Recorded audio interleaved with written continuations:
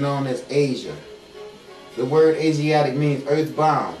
So they went outside of righteousness into the earth land which God had given them. Today, modern man, the world over, continues to call Africa Eden, the Holy Land. When Adam descended from the Garden of Eden, Jannah, he first arrived in the country India. See, this is bullshit. All this is the story of Asar, all right? And Asar didn't leave the lands of Africa because he had did something displeasing to God. Asar went to all these places they saying Adam went to because Asar was first man with the knowledge that he was getting from the sunlight, and he was going all over teaching it to everyone. And this was not in the beginning of time. This came later after humanity had went on and became astray, had gone astray and found themselves in the world of decadence like the world is right now. So the god Asar was brought here to the earth with his wife Aset and his sister Nephbet, all the 7 cosmic forces, to clean up the earth and set it back to a God calibration. Here he is at this again.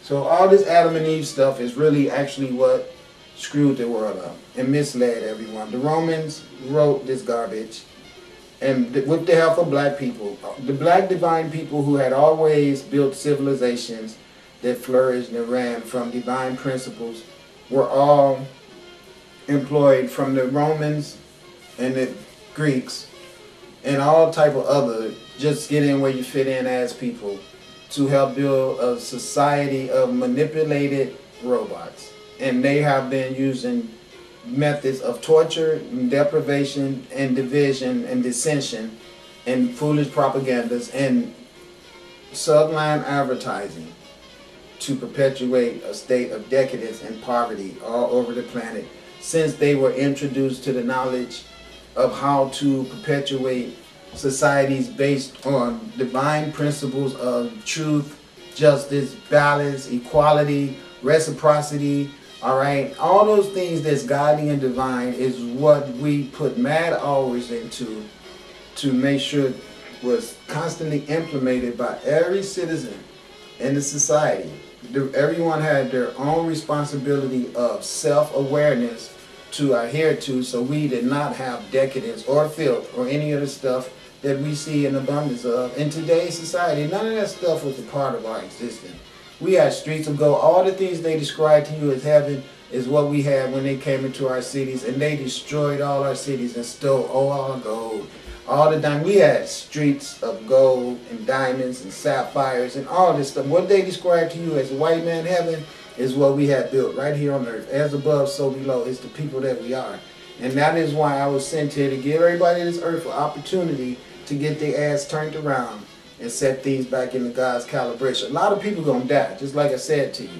But you're going to have to understand something. Just like your Bible tells you there was 3 at the wheel and 2 at the grind. And I mean, it worked. There was 3 people working and 2 of them was gone. There was only 1 left. But what's going to happen is this. This rapture they're talking about is a spiritual rapture that's going to go into people's eyes and kill you. If you do not have the right vibrations inside of you, you're just going to be removed from the earth.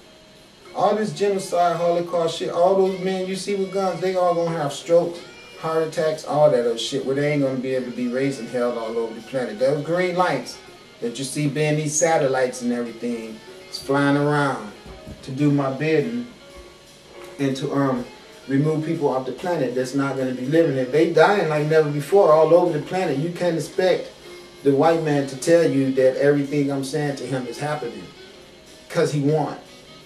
But believe me, it's true. They getting the hell out of here. You're going to see less and less threat of this global takeover shit that they're talking about, because the light ships, when you see them flying around, letting everybody know, you move something around this planet if you want to. Go ahead. Go ahead. You don't have to take my word for it. I'm telling you the truth, though.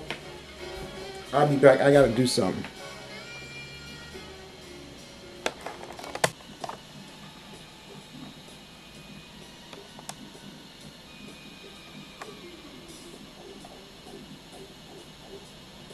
Marriott Hotel.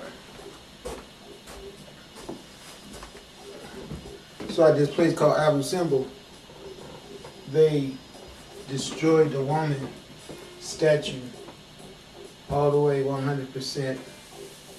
at the place where the Pharaoh sat with his queen next to him on the side of his heart. There was so much controversy from the invaders that couldn't stand the whole concept of a woman sitting in a seat of rulership. It mostly for men. You can understand that the average woman probably didn't have a problem with that. A lot of them have a problem with that now.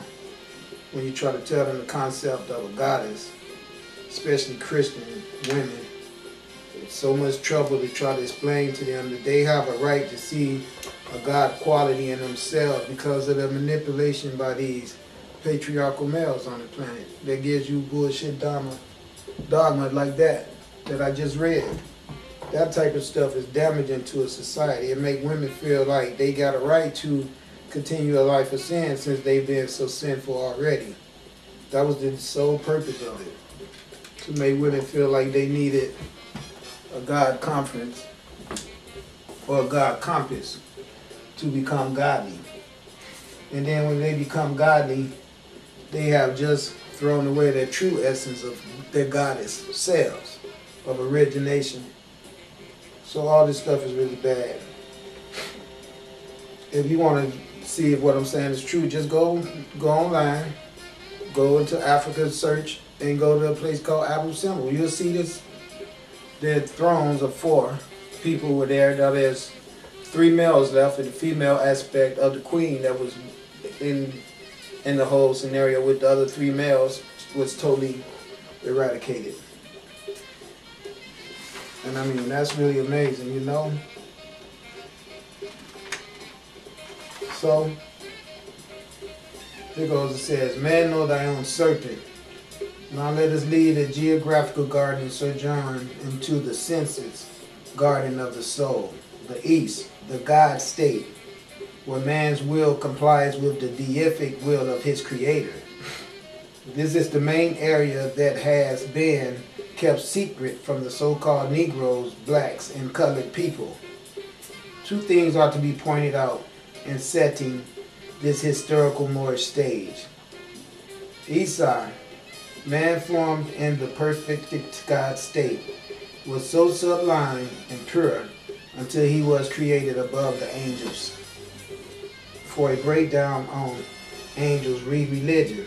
The Holy Quran of Mecca states he was taught the names of all living things and then presented to the angels by Allah. None of the angels could name any creature made by Allah. The angels were told to bow down to this God-man. All of these creations were made by the great God, but one of the angels bucked. Yep, just straight up bucked and said, I ain't bowing down to that dude. Hell, I am the greatest thing ever made. I am the successful New Jack, and Adam is only human.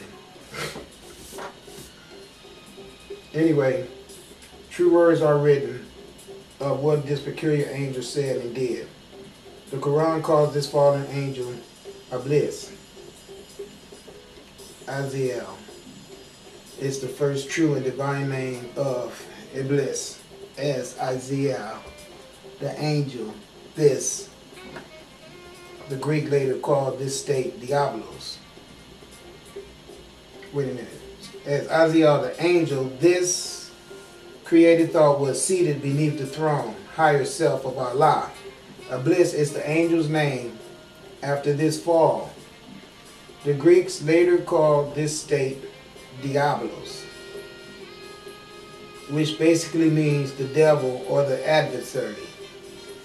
The serpent, now nearly everybody gives the snake a bad rap. It says the serpent, now in other words, the serpent is representation now of evil, which is incorrect.